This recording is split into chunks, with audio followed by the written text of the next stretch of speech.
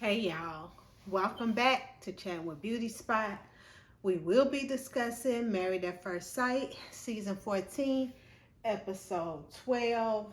And we will start off with Katina going down to Jasmina and Michael's house to talk to them about her and Elijah Wine's fight 2 weeks ago.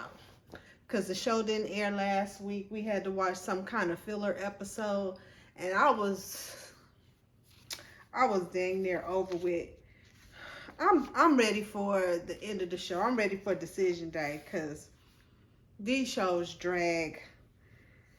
Anyway, Katina goes to talk to Jasmine and Michael about the whole dating app situation that Elijah Wan jumped off the handle for. And she said that she did not like his tone. And I think Jasmine was like, he says anything when he's mad. And Jasmina kind of gave Elijah Wan an excuse or whatever. I ain't like that. But at the end of the day, Katina is going to stay with dude. I don't know how long she going to stay with dude, but I believe she is going to pick him on decision day. Now, if they last till the 6-month mark or whatever, we'll see. But at some point, she is going to get tired. In my opinion, she should already be tired of the way this man talked to her and talked down to her and everything. And he wants a 50s wife, which is what he wants, and she is catering to him. But after that, Michael goes to visit Elijah Wan. He ain't even trying to hear it. He said he want an apology from Katina because he shouldn't have to deal with that dating app or whatever. And when he found out he was getting married, he deleted Instagram, he deleted apps, he deleted all that stuff because basically he didn't want the temptation because homeboy was a cheater. And right now, it's like he's going back to what he used to do. And you know how it is when you are cheating, you're going to blame the other person for doing the cheating. So I think he hiding something. Something's going on the side with Elijah Wan. Has him going off on Katina and making every little thing she does seem times 10 because he's doing something on the side. That's what I believe. Don't know if it's true, but that's what I believe. But anyway, and I'm gonna skip around. I didn't go into a whole bunch of detail on this episode. I'm gonna just skip. Then it goes to Mark and Lindsay shopping. He is irritated that she's going around trying to buy all the fruits and vegetables or whatever. And she's like, "Oh, I want some of this. Do you eat this?" And he's like, "No, I don't like melons." "Oh, well, do you eat this?" "No, I don't eat that." "Do you eat that?" He does not eat nothing. All that man likes is them dang goldfish. He had never had a taco. He had never had sushi. And he's sitting up there talking about he don't eat fruits and vegetables. What do you eat, homeboy, besides goldfish? It's weird to me. And so we shall skip to Michael and Jasmina. Apparently, this whole time, Michael has been transporting Jasmina all over the city because homegirl cannot drive. Had no clue about that. So he wants to take her to learn how to drive so she can, be able to pass the test and drive herself. Because I believe she got a new job or something, or job move, something like that. And he's like, he pretty much over driving her all around. He needs her to learn how to drive so she can start driving herself around. So he takes her to learn how to drive. It was a little slow, but she was learning or whatever. And she was very thankful to Michael for that lesson. I hope she passes and gets her driver's license. Back to Katina and Elijah Wan. Apparently they talk and Katina apologizes or whatever, which is what he wants her to do in the first place. She is extra catering to homeboy who, in my opinion, does not deserve all that catering too. Now, see, I would have bounced a long time ago, but that's just me. And she really wants to be married, and apparently she really likes Olajuwon, and she wants this to work out. I don't see it, but it's whatever. That's her choice. That's her man. That's her husband, and she wants to keep it that way. And we go to Steve and Mark. They're playing ball on the beach or whatever. And they were talking about Mark and this whole job situation that Noah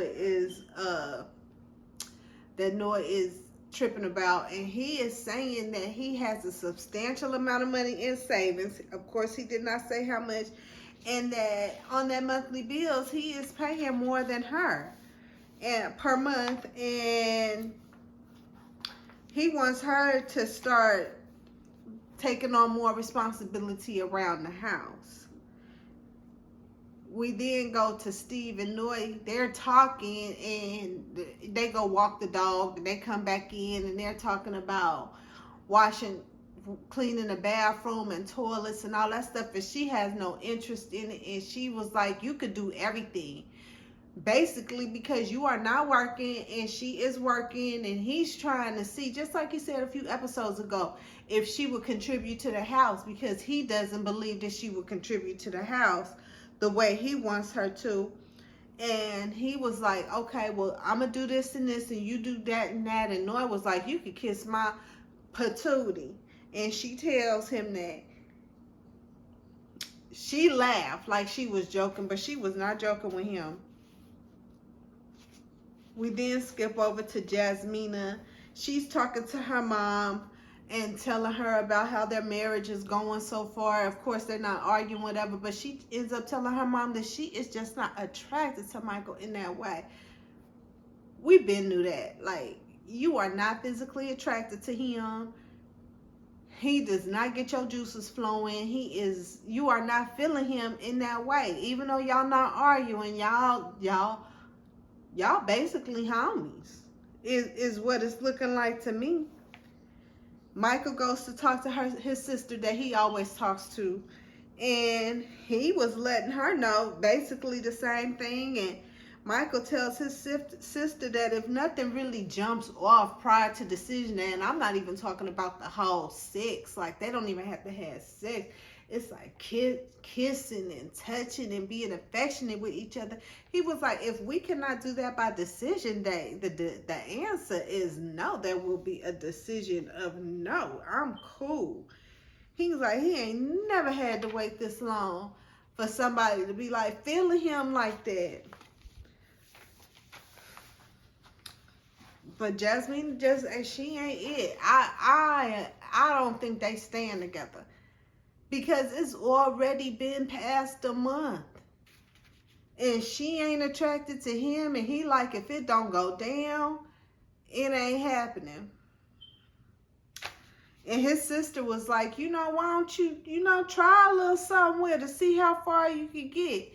Jasmina is going to cut him off at the knees if he try her like that. Because she just ain't feeling it. Katina goes and talks to her friend. And was letting her friend know, she was letting her know about the little situation with the app and all of that. And she was like, I was being calm with him. And her friend was like, and he needs to talk calm to you. And which is the truth, because Olajuwon, he goes off the handle. They picked the right one, because they could not have picked somebody with my personality, because it would have been some plates thrown. He would have got all the way cussed out. I'm really not a violent person, but my mouth is. My mouth is very violent. And I would have cut him down my tongue. We would have been on separate ends of that apartment building, because it would have been serious. I don't play like that. You're not gonna be yelling at me and talking to me like that and want me to cook all day after I don't work, even if I'm working from home. People that work from home still work. I put in a whole day, in my office, at home, and get off and am tired. Please. Just because we do not have to commute does not mean that we are not working. Anyway, we go, and oh yeah, she then tells her man that she believes Olajuwon is a good man. See, this is where Katina is like, from what is portrayed to us, and I will say that for what is portrayed to us, this man is not a good man. He may be a nice dude. Like, I've seen him on the after party and all that stuff, and that's just me looking at him on the after party or whatever, but I'm not in a relationship with dude. But if he acts the way he acts in a relationship, baby, no thank you. We move on to Noi, and her and Steve are talking, and she is basically telling him that once they make their decision once they make their decision on decision day, like they're gonna stay together, she don't want to live with him. She wants to go back to her apartment and be separate, and they can still stay learning each other or whatever. And she is not ready to combine lives like that. And Steve is like, I mean, we married. What we living separate for? We live together now. That's her way of saying, you have not told her nothing about the job situation or your money situation or nothing, and she don't trust you. You came from a 4-month road trip in your car. Do you have a place? Can she be trusted to move into your place and not give up her place and be relatively homeless if things don't work out? I understand where she's coming from, but that's not it, sis. If you say, yes, I want to stay married, that means you will be living as a married couple. It don't mean you're going to be dating a man that you've been living with for the past couple of months. Now, come on now, get it together. Just say what you have to say. Say it with your chest, too. Tell him what is on your mind so he gets it. And maybe y'all could finally come to some kind of understanding or agreement or whatever. Because he's not really unemployed. He's self-employed, right? There's a difference. However, I don't know if she's seen his self-employment skills at work. She ain't seen nothing, because when she walked into the room around noonish, you and the dog was in there taking y'all a good old mid-afternoon nap. And she wasn't feeling that.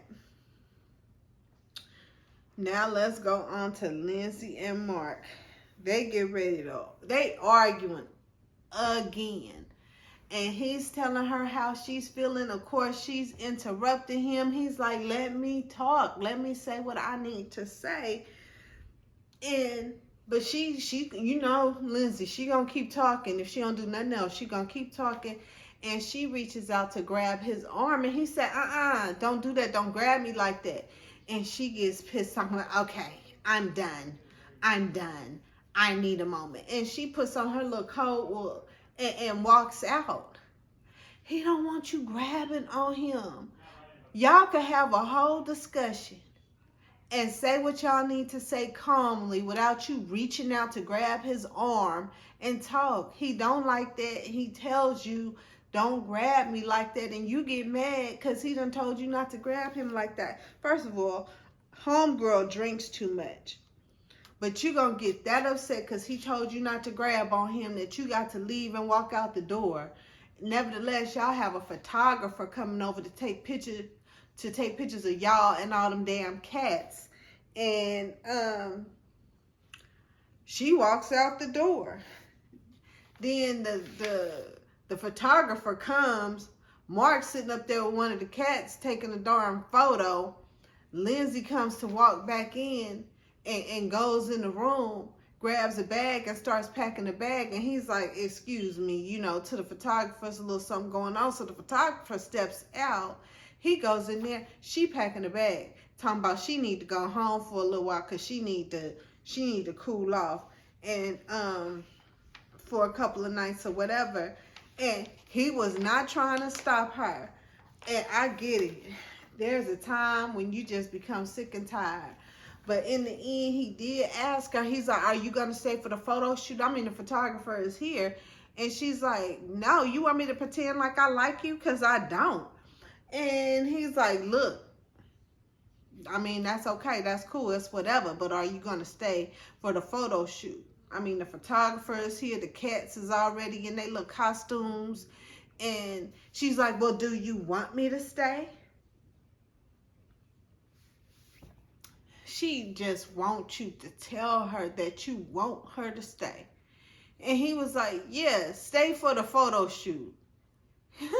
Which basically was, yes, you can stay for the photo shoot, and when the photo shoot is over, you can go on over to your house like you was getting ready to do in the first damn place.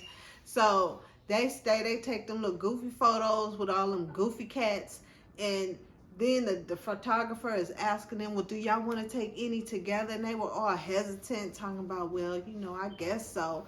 And she was like, get a little closer together, whatever. They was not comfortable with that, what they did it. The episode ends after this. I don't know what's going to happen next week, but I'm about ready for them to get to the end and make their decisions. But this episode is crazy. Lindy and what is her name? Lindsay and Mark, they gonna Lindsay and Mark until this whole season is over. They ain't gonna do nothing but argue, and he gonna eat goldfish. I mean, it is what it is. And Katina and Olajuwon, Katina gonna try to be perfect. Olajuwon's gonna find one fault with her and go off on her, and she gonna apologize for it and do whatever it is she feels she needs to do to make him love her, to make him want her and want to stay in this marriage.